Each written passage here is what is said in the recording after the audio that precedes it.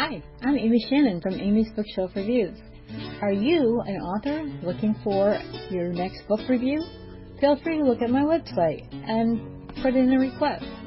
If you're a reader and you're looking for the next great read, I have a lot of hidden gems just waiting to be announced to the world. So go to my website, amysbookshelfreviews.com, and see where it takes you. Welcome to Amy's Bookshelf Reviews podcast. Sit back and listen to interviews, discussion about books, and anything else literary. There's always something or someone new on the show. Recording. Good evening, listeners. Welcome to Amy's Bookshelf Reviews podcast. Behind the books, honest voices, real stories. I'm Amy Shannon, and each episode brings you heartfelt conversations with the storytellers behind the stories, authors, publishers, creatives who shape the literary world. It's the second Sunday of the month, and welcome to Storytime for all ages. Today, we have an author with us today. Can you please introduce yourself? Yeah, Amy, this is Ron Kinscherf, children's author, picture books, and I am currently working on my 12th picture book, and I have two different series. We can talk about that as we go on. I'm based in Quincy, Illinois, which is a small little town on the Mississippi, kind of where Illinois, Iowa, and Missouri all meet. So I got started in this process at the age of 60, and that's kind of where I'm at right now. So what made you think, I'm going to write a kid's book? Grandchildren. So I was in between. I left a position in the real world, a big boy job, and I was kind of just trying to figure out what the next step was going to be in my world. Right. And I had grandchildren at the time. I had 5 grandchildren, and one of my daughters-in-law suggested that I write kid books based on the way I play with the grandkids, because I would make up stories with them all the time, and I really didn't take it seriously. Right. And then I got an idea, so I wrote a story. Had never written anything before. And some friends read it, and then they kind of convinced me to self-publish it. Then I kept getting more ideas for this ant colony I created, and that led to more publishing and more fun and frivolity, and that's kind of how I got going. I just completely started with no idea what I was doing, and now I've been picked up by a publisher based out of New York City, and that's great. It's been a really crazy ride. No, that is extremely wonderful. And the fact that I love the fact that you write children's books. Mm-hmm. When my boys were young, they're adults now, but when they were little, I would make up stories, and they loved it because they were the main characters. Yeah. And I would write out stories for them or just tell them stories. But yeah, they loved being a part of the story. Not that long ago, I created my own children's book and just published it just because I had an idea. Right. So, and I do think that more adults should read children's books. They might learn something or remind them of something. Children absorb everything. Yeah, that's what makes it fun. I mean, honestly, because so when I was making up stories for my one grandson in particular, I let him pick the topic. And it was usually at nighttime or nap time, and he'd just look around the room and pick some random thing. So then I was under the gun to make a story up about that random thing. And that's really how this all started. And if you look at that series of mine, the Papa Tell Me a Book series, they're titled Ceiling Fan, Blanket, Elves, which is my Christmas book. And the new one coming out is Elevator, because that's stuff my grandson picked for a story. So I would make up a story about those items. That's cool. That's really how this all started. So I bet he's real excited about that. Oh, he's 7 now. And he is my, I bounce stuff off him all the time. I've had questions as to, how do you know your stuff's right for the audience that you're writing for? And I go, I live it like every day. They're over here all the time. And I have my grandsons read it with me, and they'll point out, images that they like or don't like. And, and a lot of it's stuff that they've lived through, like Elevator. How I got the idea for that one is, his family and my wife and I spent a night in the hotel, and they were fascinated by the elevator. and it was an elevator that has the windows, and they've never been in an elevator Oh, with windows. So so that was part of it. And then, I have bird feeders in my backyard, and this grandson and me, we get on these little diatribes where we're talking about certain things. And one was how we keep squirrels out of my bird feeders.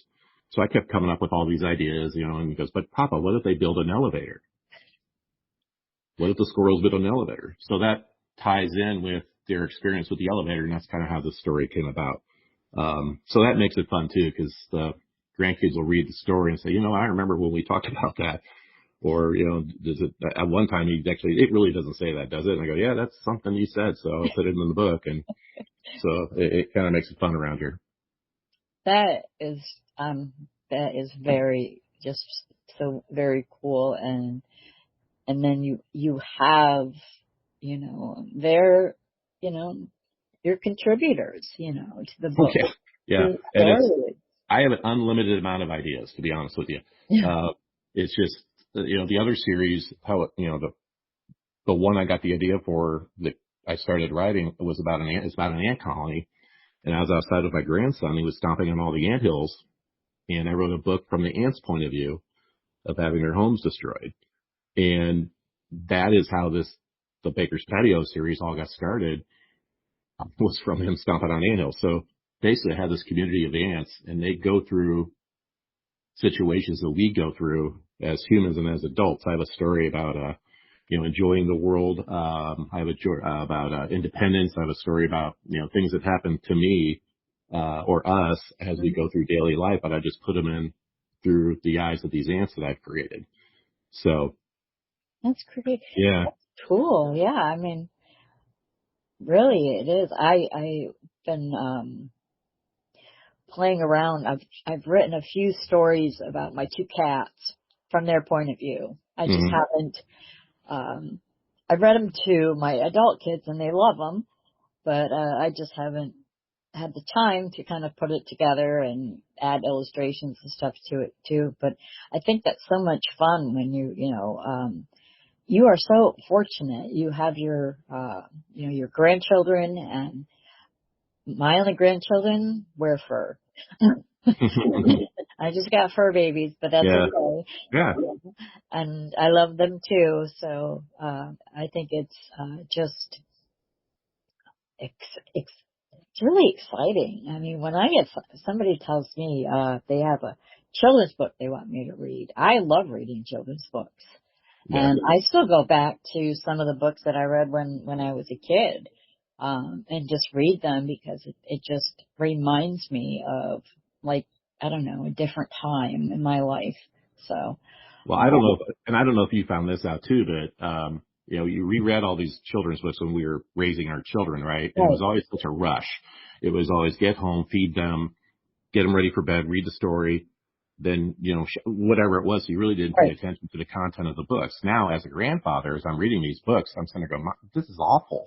Or, or this is hard to read because, it's dark lettering on dark backgrounds and you're Yeah, reading in a dark room. So I was able to look at that and then take the opportunity when I created these to create them in the way I would want them to be written and illustrated, so they're easier for adults to read, especially older adults. yeah. Um, so all my lettering is on white backgrounds, it's little stuff like that. And I always throw stuff in for adults. Like in Elevator that you gave me a very nice review for. I appreciate that. There's the part where, after they're done playing tag, they have snacks, and David says, mommy says we must wait a while before we play or we will get cramps. I mean, that's something my mom used to tell me all the time, and that's an old wives' tale that, I think that my mom, that people brought up so they wouldn't have to chase their kids after they had snacks. Okay, you got to sit out of the pool for a half hour. Yeah. So that's there's little things like that I try to throw in my books that are more for the adults. So they kind of enjoy it. And I've got Easter eggs in a lot of my books, just little pictures of stuff that the kids won't get, but hopefully the adults will enjoy. I found out early that my clients don't have money, Amy. They're 5. Yeah. So if the adults like reading my books, hopefully they'll buy them when they see them on the shelf versus other people's books, because they say, oh, that's Ron. That's that Ron guy. He's kind of funny when he puts stuff in there for You know, his book had leg warmers in it for the, you know, character, stuff like that. Definitely. Yeah, definitely. That's the kind you want. Like when your kid says, read me a bedtime story, and they want you to read the same one over and over and Yep. over again. And, you know, some of them you don't mind. And if you skip a page or a paragraph, your kids know it. Oh yeah. So, you know, sometimes, you know, as long as we have the control to say, this is what we read our children, no one else telling us what we can and cannot have our children read. You know, I've seen so many, and a lot of children's books being banned just because somebody doesn't like them, so they think the whole world shouldn't read it. Do you ever come across Oh where, gosh, yes. So that's actually happening in my community right now. oh geez, The library had a banned book event where, and it wasn't just children's books. It was, you know, To Kill a Mockingbird and all the books that have been banned, and they were giving them away for free. And that, like, and Dr. Seuss's Lorax was on there, and Captain Underpants and stuff like that. So it's been buzzing our community here for quite a while. Banned books and you know, what people think and don't think about what should be read and how kids should access books. So as long as they're put in the proper place in the library, I don't see, you know, yeah, the adult of the child really should have the control over what they bring home and don't bring home. So right. And if they, you know, it's up to them for, you know, depending on the age of the child, hmm but, you know, also the parents too. I mean, I wouldn't want somebody to say, oh, you have to only read these books to your kids, but you can't read any of these. And that would just drive me nuts. I don't want somebody telling me what I can and cannot read and what I can and can't read to my kids. well, what's interesting is I got an email from somebody before they bought some of my books. I forgot all about this. You brought it up. It said, are your books written from a liberal point of view?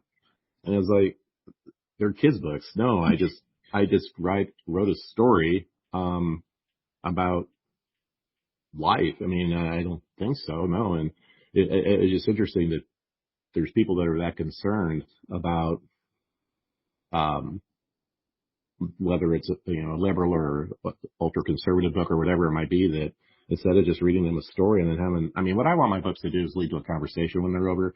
I'm very subtle with the messaging. I try to be very subtle with the messaging. So, it would lead to conversation, you know, from the adult or the reader to the kid, like, hey, did you like this book? What'd you think? You know, what'd you get out of it? That type of thing.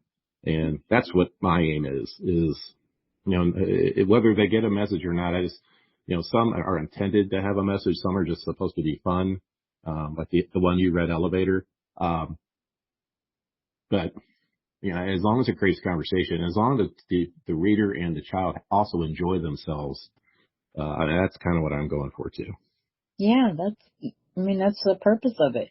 If your child enjoys being read to, even Mm-hmm. if they know how to read, you know, I think even kids that know how to read, they like to be read to. Yeah. I mean, I'm I going through love to that. be read to, but, you know, nobody's around to read me a story. Yeah. I'm running through that right now with a 7 and 5-year-old grandchild Yeah. I have. And actually the other 7-year-old, or he's 8 now. They like to be read to even though they can read. Yeah. And, I had twins, and, one is special needs, and the other one, had to catch up, but he did. But he used to read to his brother, and Mm-hmm. that was just something nice. I mean, because it is nice having something read to you, even if, you know how to read. Um, it's kind of like a different perspective depending on how the person reads to it. But children who are read to and who um, have a you know they comprehension of what is being read, and then that they also can read it and understand it, not just by the words, but the pictures too. You know, they'll grow up and be readers or maybe even writers. And I Yeah. think to be a writer, you have to be a reader. Um, Well, Otherwise. And another thing I found out, Amy, when I started doing this, and I didn't realize it, was I go into classrooms and read to kids and play with the kids and stuff like that, and I didn't realize how many kids don't have books. Yeah. So that really surprised me. So what I do is when I go into a classroom, I find sponsors to buy books for the kids. So each kid goes home with one of my books. Um, I was floored by that. And then I started doing research on literacy in my area. And the Midwest, it was shocked at the lack of literacy.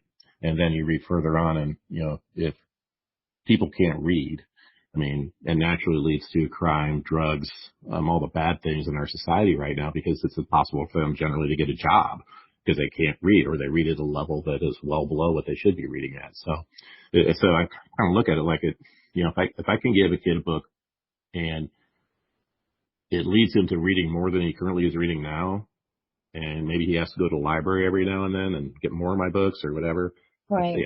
I've won. Yeah. That's one more person who's going to be able to contribute to society, and whether he writes stories or not. Because my audience is at the age where like their minds are open. I mean, Yeah. the imagination is limitless, and if we give them the chance, I think they don't know whether they like to read or not at that age, and I just think they need the chance, and they need people like us and the people around them, adults, guardians, brothers, sisters, to sit down and give them time to read, or Definitely. be read to. Yeah. I mean, I remember in elementary school, we would have silent reading time, be like a half an hour, and we Yeah. all read either a book we brought from home or something from the library. But that just, the fact that kids don't have books that just kind of just breaks my heart. Yeah. I think part of it, at least where I think the kids still have that private reading time in school. I do think that's going on, but I think a lot of it is the way our world is right now. It's rush, rush, rush. Yeah. And kids get home from school, they have baseball practice that night or gymnastics or whatever they have going on, eat Yeah. supper, they go there, and then it's time to shower, do their homework, and go to bed. And I just don't think families take the time where, okay, all of us, mom, dad, sister, brother, we're going to sit down and read for 15 minutes, whether the adults read the paper or you grab a novel or whatever. And I think that's something that needs to be brought back, or Yeah. whether they read the Bible or whatever, something like Yeah. that, that needs to be brought back, just to slow down a little bit and get that imagination rolling just a little bit. Yeah, I know. I mean, I've seen like toys and stuff that they, commercials and ads for different toys. And then there's a couple that I found and I'm like, wow, those kids that's a great toy because it's not electronic and has all these, doohickeys on it. They just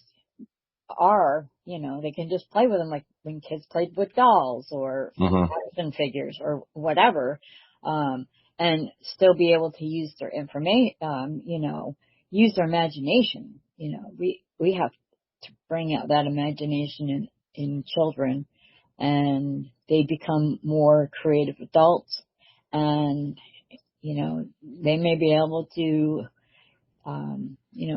grow up and be something. They are something when they grow up, Mm-hmm. and they can choose what kind of person they want to be. Yeah. And And I think traveling through stories, it's yeah. like traveling to a whole new world. Well, and there's different levels of imagination too. I mean, I've been blessed that mine's wacky. And I mean, it's, but everybody has some sort of imagination, and some could be creative mathematically or in a science or athletically or something like that. But I just think that needs to be, I hate to use the word developed, but encouraged a little bit, outside of what their day to day, even if it's just going outside and play, just make up games in the backyard with your kids, whatever it could be. Yeah, that I remember doing that, and Mm-hmm. it seems so long ago. But even now, like, me and my kids, my boys, we joke around. They, be silly, and they know it's okay to be silly even if you're an adult. We don't feel like being an adult right now. We're just going to be silly. Mm-hmm. So, but I just, illiteracy is a major problem in the United States, and even adults that can't read. I don't know how they manage if they can't read or read well. Well, I think a lot of them don't, Amy, and Yeah. that's the crime and drugs and unemployment and all that type of stuff that takes place, and it's a cycle. It's just a cycle, and again, I think we just have to start early, and get these youngsters somehow involved in books or reading. I'm not saying they're going to go home and read for 2 hours, whatever, but just make it. Yeah, you were talking about, that people don't manage very well. I remember when I was younger, I used to write stories, short stories and plays, and then I would make my sisters and their boyfriends or somebody just read a part, Yeah. And one of my sister's boyfriend, who had graduated high school, he could barely read, and he read. I mean, it was like he was sounding out each word as if he was like 6 years old trying to read a big word. Mm-hmm. And I just kept thinking, I'm like, how did he even graduate high school if he can't read that well? I've also learned from doing this that kids are being taught to read differently now than we were taught to read. There's not the phonetic method, rules-based method of teaching reading. And I think that's why a lot of these kids are being diagnosed or not being diagnosed with that dyslexia is some kids need rules like I before E except after C. And right. I think some of the schools are getting back to that, but I think a lot of the reading was being taught just by, going through your science or geography or whatever you happen to be studying that time. I don't think they actually had, reading classes where they were being taught those rules. So I think that, that's a fault of our education system. Yeah, I mean, that is terrible. Surprised I remember kindergarten, but I mean, I knew how to read before I entered kindergarten because my mother taught me. Mm-hmm. She used to write stories too and read them to us, so that was her thing. But she taught us all, make sure that we knew how to read, and before we even entered school. And elementary school, kindergarten was learning the alphabet using letter people. Yeah.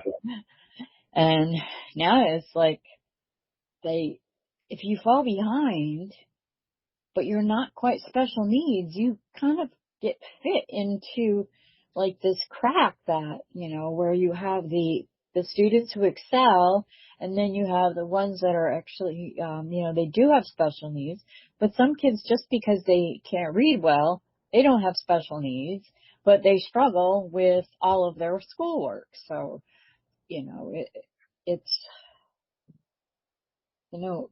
part of it is teachers are overworked. And another part is, like you said, it's rush, rush, rush when kids get home because they have everything to do. Sometimes their parents aren't home when they get home from school, or whoever their guardian is. And they just don't, they don't help. I remember I used to love my mom helping me with my homework. And because she was creative, and where my father was a genius, literally, he was a genius, and he looked at problems in a different way, and he could give me a division problem, and it would take me, just a short little time, but he would write 3 pages on how he got the same answer. So I never asked him. I asked him once for help with my homework, but some kids don't even have that anymore. No. even adults. Adults are going back to school. I went back to school in when I was 38, and I got my degree in English because I wanted to be a better writer, and I wanted to learn how to write other things, not just creative. I knew academic and technical stuff, but and sometimes you just need that support. Somebody say, "Oh, I'll read this to you."